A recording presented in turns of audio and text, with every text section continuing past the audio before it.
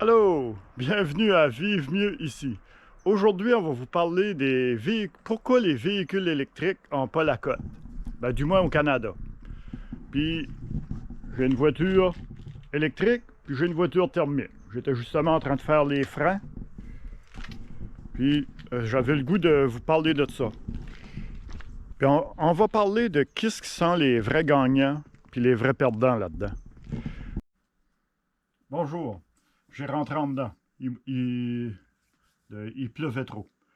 Ça fait là, je suis dans mon bureau, dans le sous-sol, que ma création d'électronique, puis différents appareils, que les choses que je bâtis, on ne peut pas voir, c'est tout une petite plaquette, ainsi de suite. Puis, je vais vous parler des véhicules électriques, c'est ça. Pourquoi ils ne font pas fureur? C'est quand ils pensent c'est quand ils pensent vraiment, ben, c'est qui les perdants là-dedans, puis c'est qui les gagnants? Ça fait des années, moi, que je suis dans le domaine automobile. Depuis tout jeune, je voulais construire des autos.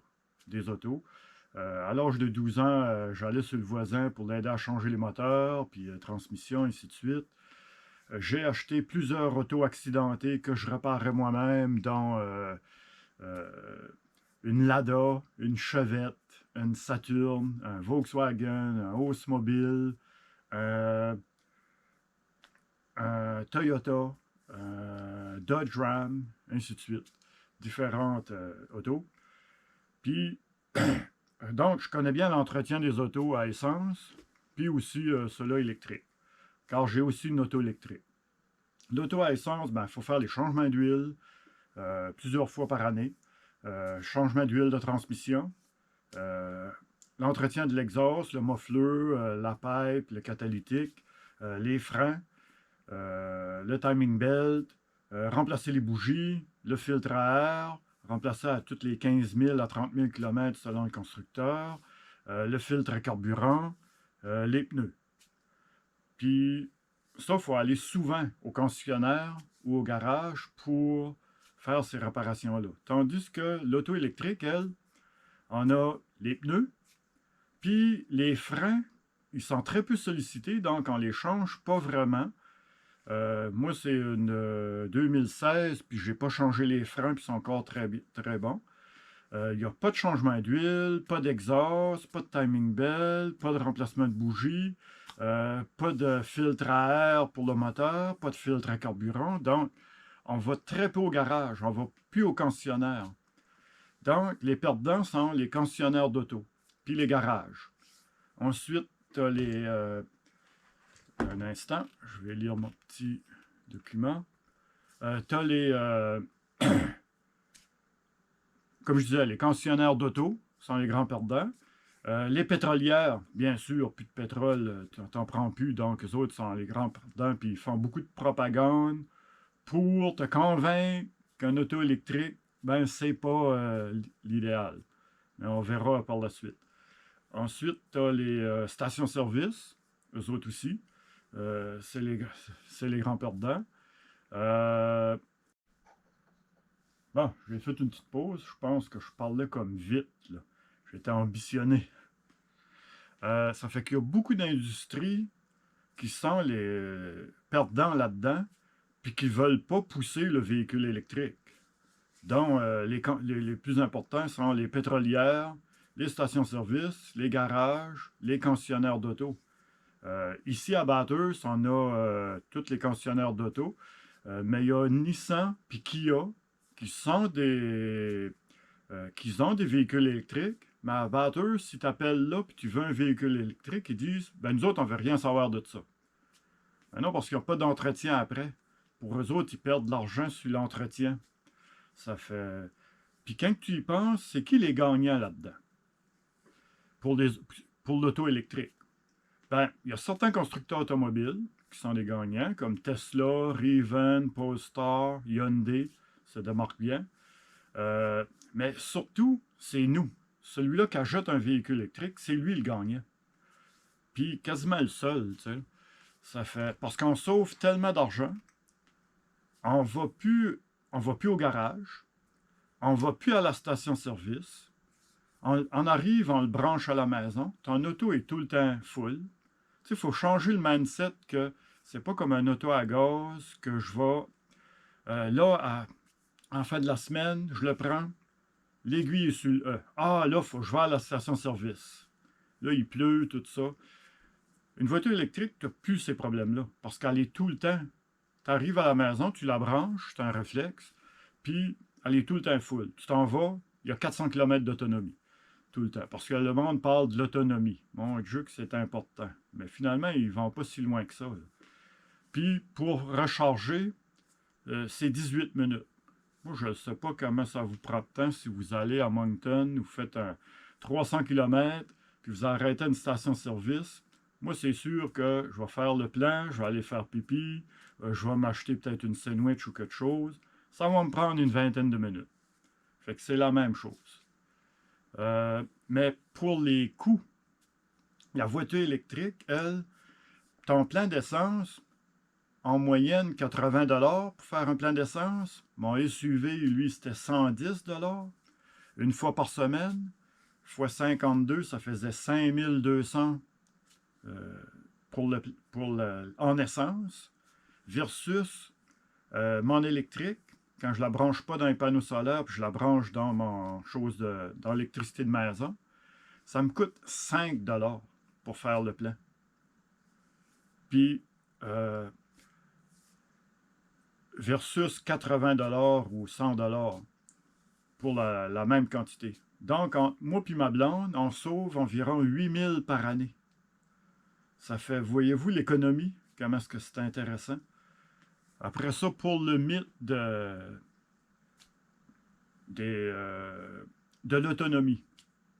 Ben, quand on y pense, nous autres, on va à Rimouski ou on va à Moncton, à peu près 300 km, 250, puis on fait ça à peu près 2 fois par année.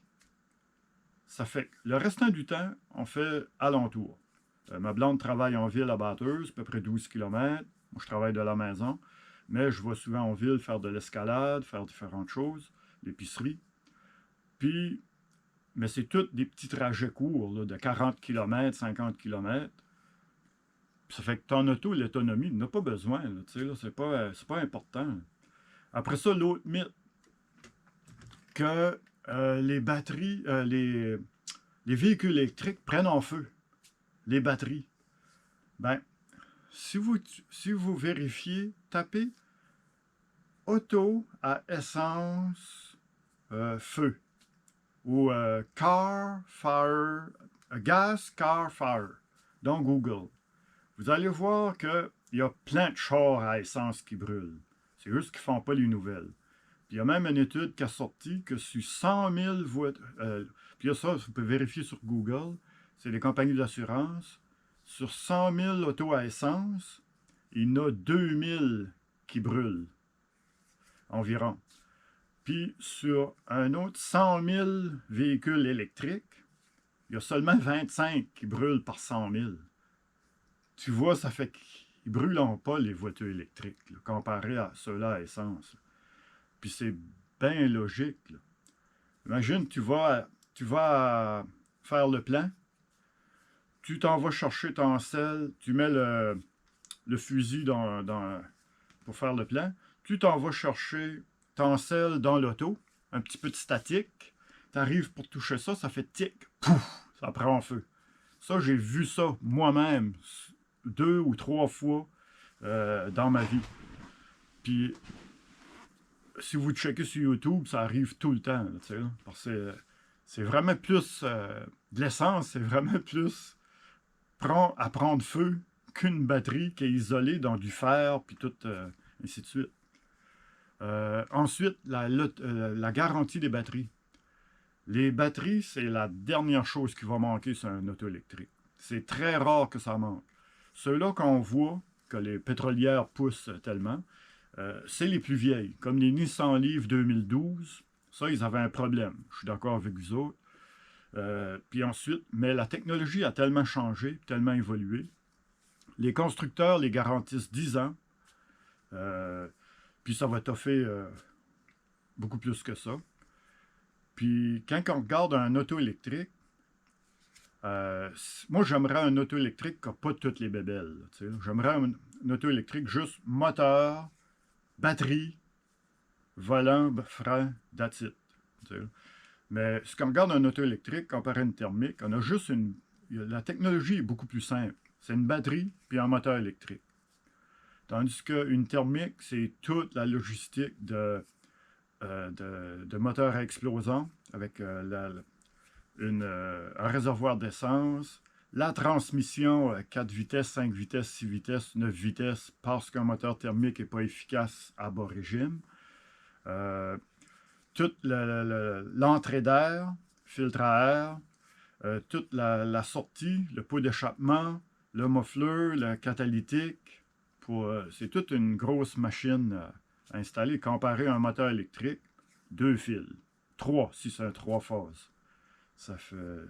C'est ce que je voulais vous partager aujourd'hui. Puis pensez-y, le mythe, qu'est-ce qu'il est gagnant là-dedans, puis qu'est-ce qu'il est perdant, qu'est-ce qu'il est grand perdant, puis qu'est-ce qui gagne. Donc, il n'y a pas beaucoup de compagnies qui est prête à investir dans la publicité comme quoi que c'est bon, puis vous allez sauver de l'argent, puis ainsi de suite.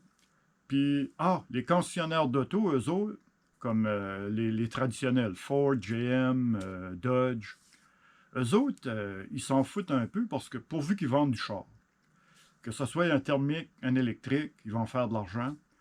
Puis si on regarde l'industrie d'aujourd'hui, je trouve que l'industrie est rendue folle dans les véhicules. On n'a plus de véhicules en bas de 20 000. C'est un concessionnaire, tu sais, avec les vitres électriques, puis les portes qui barraient à piton, là, puis pas de cruise control, juste de base. Ça n'existe plus, ça. Puis ils veulent c'est toutes des autos en moyenne 40 000, 45 000, 50 000, 60 000, parce qu'ils font un plus gros profit. Puis c'est ça. Mais en tout cas, pour revenir au point, les véhicules électriques, moi je pense que c'est l'avenir. Puis il faut y penser comme il faut. Je ne vous conseille pas d'acheter une auto neuve électrique. Je vous conseille d'acheter une auto deuxième main électrique. 2019 à monter. Parce que ceux-là, ils ont 400 km d'autonomie. Ils ont la recharge rapide de 18 minutes. Ils ont plus c'est pas si vieux. On parle des autos. Puis acheter un auto alentour en bas de 20 000, en bas de 25 000 deuxièmement. Je ne vous conseille pas plus cher que ça. Vous allez avoir tout l'équipement, tout le nécessaire. Puis tout va être beau. En tout cas, dites-moi ce que vous pensez dans les commentaires. Puis c'était ma présentation d'aujourd'hui. Bye!